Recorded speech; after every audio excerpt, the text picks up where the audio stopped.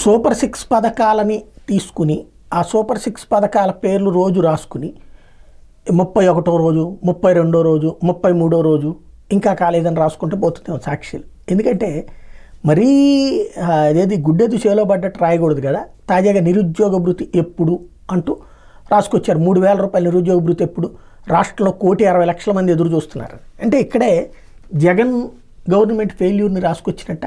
అంటే 1,60,00,000 మంది నిరుద్యోగులు ఉన్నారా ఆంధ్రప్రదేశ్లో? నిరుద్యోగం చిరుద్యోగం ఈ రెండింటి మధ్యన తేడా ఉంటుంది.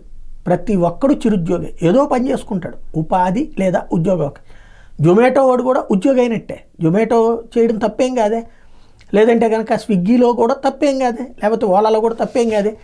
ఏదో ఒక విధంగా డబ్బులు సంపాదిస్తే ఉద్యోగి, ఆ ఉద్యోగిలో తక్కువ సంపాదన వస్తే చిరుద్యోగి, ఎక్కువ సంపాదన వస్తే పెద్ద ఉద్యోగి అవుతాడు, మామూలు సంపాదన వస్తే సహజ సిద్ధమైన ఉద్యోగి అవుతాడు. ఇది సహజం. 1,60,00,000 మంది పని పాట లేక తిరుగుతున్నారు అన్నట్టు కోణంలో రాసుకొచ్చారు. అంటే అప్పుడు జగన్ సర్కార్ ఫెయిల్యూర్ అయినట్టే కదా. 1,60,00,000 మంది నిరుద్యోగుల్ని ఏం చేయలేకపోయిందనినే కదా.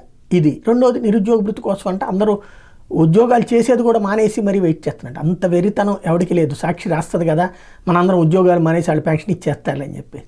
వాళ్ళ ప్రయత్నాలు వాళ్ళు చేస్తూనే ఉంటారు. కంపెనీలు అవి తీసుకురావాలని కోరుకుంటారు. నిరుద్యోగ భృతి ఇస్తే సంతోషం, ఇవ్వకపోతే మనం ఉద్యోగాలు మానేసేసి గొడవ చేద్దాం అనుకునేది అంత ఇదేం లేదు. రోజు రాసుకొచ్చేసేది కొంత టైం 6 నెలల పాటు బ్రీతింగ్ పీరియడ్ ఇస్తామని చెప్పి మళ్ళీ ఇట్లాంటి అడ్డకోలు కథలు ఎందుకు అనేది ఆలోచించుకోవాలి.